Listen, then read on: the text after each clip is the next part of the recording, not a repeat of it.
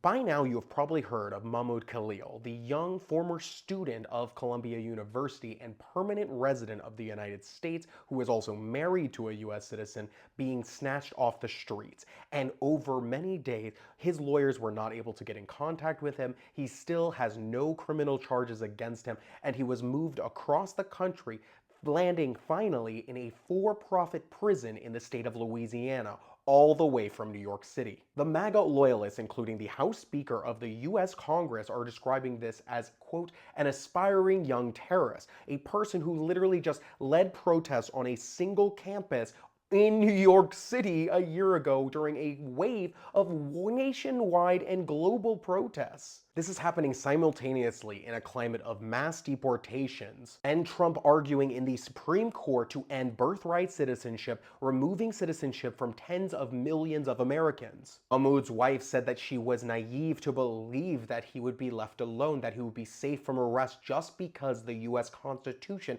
protects the right to protest. The Department of Homeland Security's position is that this man was a terrorist and that he had lied on his student visa, and thus the Secretary of State has the right to revoke it.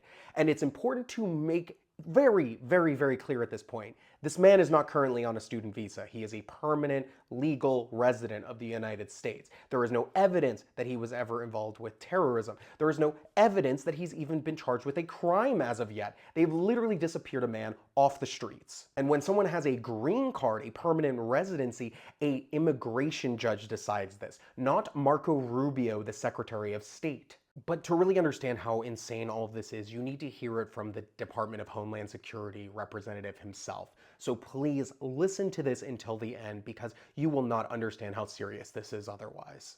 So look, if the allegation is that Mr. Khalil organized protests and made speeches after which other people engaged in prohibited activity or say violent activity, well, Mr. Trump gave a political speech on January 6, 2021, after which some individuals engaged in violent and illegal acts. How is this any different?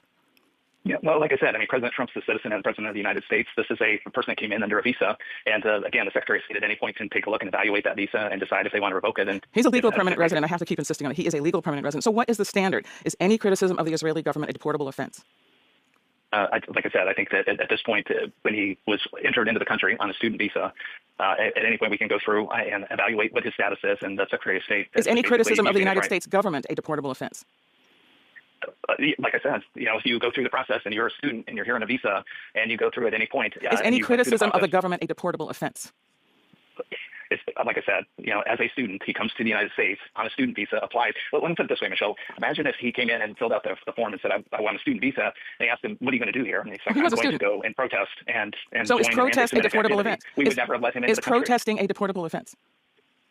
Like I said, you're focused on protesting. I'm focused on as a visa process. He went through a legal process, came into the country. Are you saying that he lied on his application? He's a lawful permanent resident married to an American citizen. I think if he would have declared he's a terrorist, we would have never let him in. And what did he engage in that constitutes terrorist activity? Michelle, have you watched it on TV? It's pretty clear. No, it isn't. Well, explain it to those of us who have not, or perhaps others have not. What exactly did he do? Well, I think it's clear, or we shouldn't be talking about it. The reality is that if you watch and see what he's done on the university... Do you not know? Are you telling us that you're not aware? You don't know what he did? That no, I find it interesting that you're not aware. I think you could explain it to us. I think others would like to know exactly what the offenses are, what the propaganda was that you allege, what the activity was that you allege. Well, perhaps we can talk again and you can give us more details about this.